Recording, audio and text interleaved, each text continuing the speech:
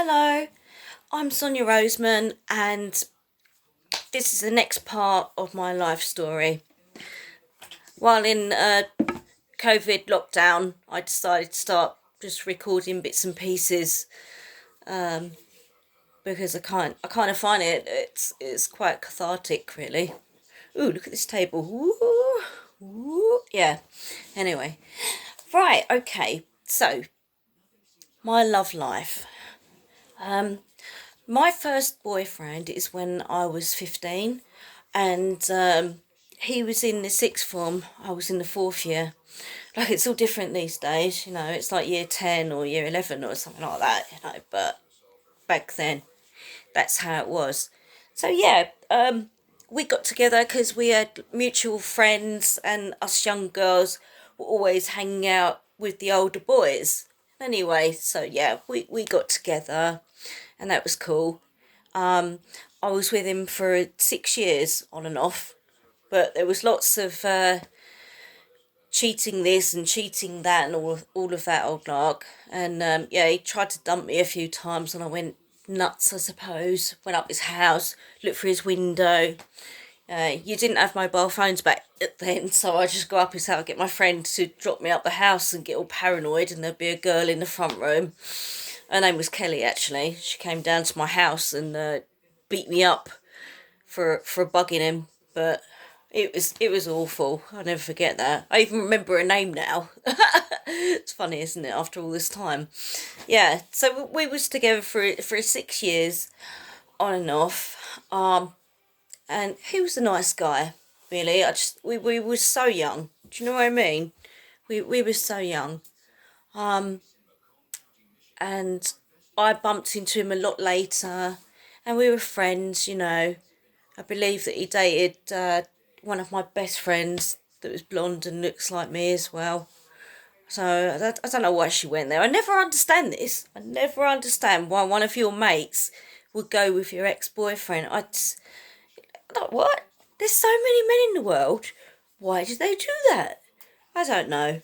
But when someone always wants to have something up on you, that's how it was. Come here, Marilyn. Come here.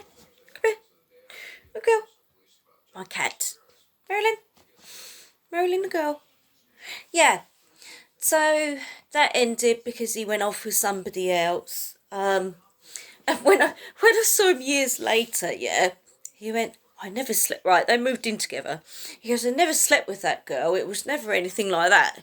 Doesn't it make you laugh that even after all of that time, that they still fib to you?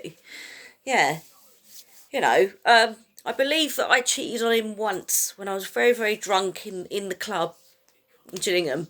I kissed somebody else, and I told him, and honestly, it was the worst thing. I should never have told him because he went on and on and on about it. It really, it broke my heart. I was drunk, but I've been hearing all these stories. So there we are.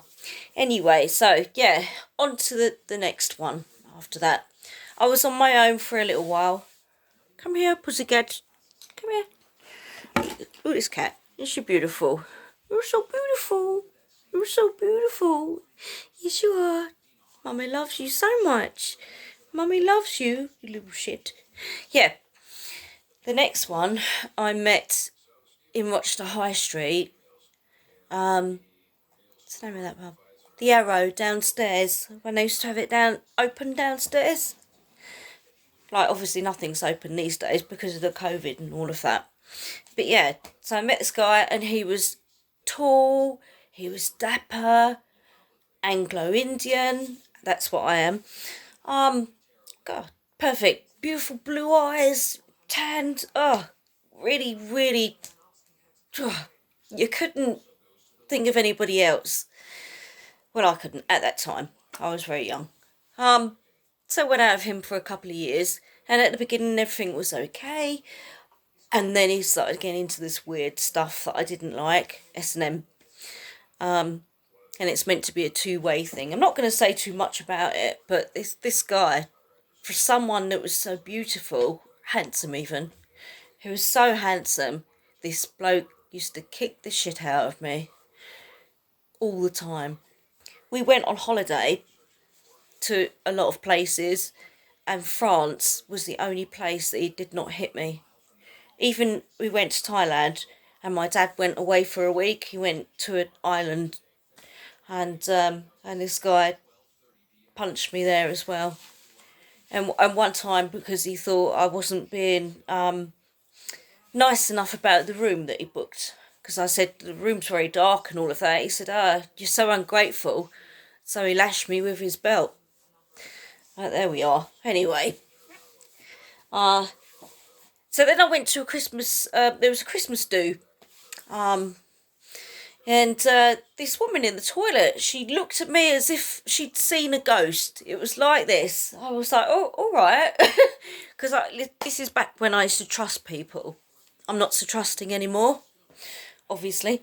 God, she looked like I hit her, with a truck or something. And then later on I found that they was having an affair. He married her after me and had a couple of kids.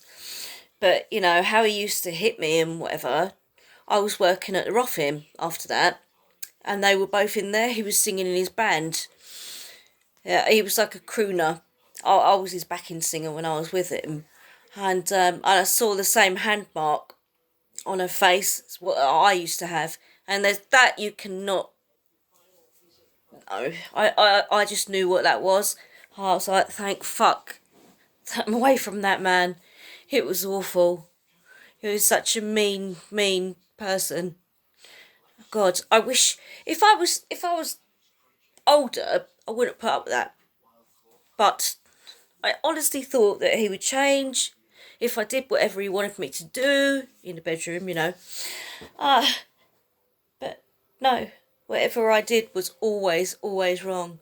Always picking fault in me. Always hitting me. For someone that looks like that, you wouldn't think that he was so ugly inside. Do you know what I mean? Yeah. After that, I was on my own for a while. You know, you have to be, don't you, I suppose. Who did I go out with after that? Well, I had a couple of really nice relationships. Not for very long. But these guys were nice. For some reason, it didn't work out, but who cares? But I still wish these people well. I don't wish the other one well, though. You understand what I mean? I've lost my hearing. Yeah. So, it was like that. Stop this. Then I met another guy in a pub, and we went to school together. Now, this one was really gorgeous as well. He looked like Mark Wright out of Towie. It doesn't look like him so much now. He looks a lot older these days. Now, this one, I love these guys so much. So much. It becomes so painful to love someone like that. At the beginning, when I'm in control of it, it's cool. But I don't know if anybody else feels like this, that it gets to a point where I was terrified of losing that love, And it made me crazy. I just, it's I'm terrible for this, not anymore, but I was then. I'd want to know where I was and all of that. I turned into a right paranoid fucking... I was a bit of a mug. But that was how I was, And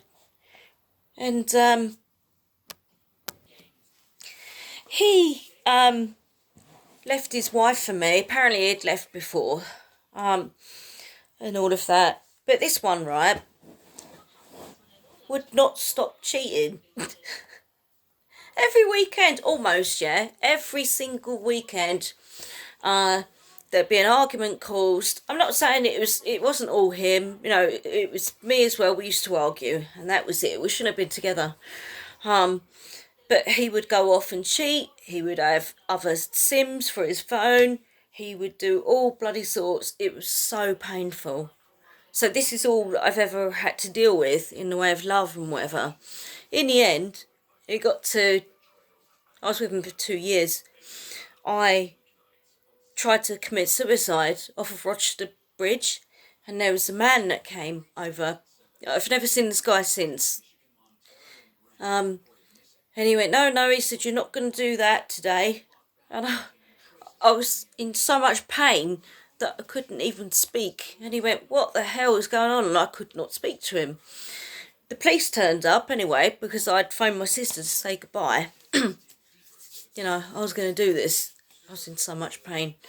And he went he said, all right, the police are here now, so I'll go. And that was it. Apparently I don't know, talking about this stuff wasn't very good anyway. So I went to hospital for a little while. They wouldn't let me out. I got sectioned. Whoop. Nuts. Tell me something I didn't know. But yeah, you know, this guy, this cheating all the time. There was always these other women, you know, he'd disappear every bloody weekend and I would be devastated. I'd be at home drinking vodka. I don't drink vodka anymore. But devastated about it. And then when he would come back, we would have these massive rows. Oh, goodness me. It was awful. And then, you know, he'd go and put me down on the high street. I really, really loved him. I really loved him. You know. I don't love him anymore, though. But he's still an arrogant bloody twat these days. Really arrogant. You know, we're friends now, but he's, as far as I can see, he's still the same. He doesn't grow up, he doesn't learn, you know. So he's probably still cheating. I just can't be dealing with that. Anyway, that's enough for now.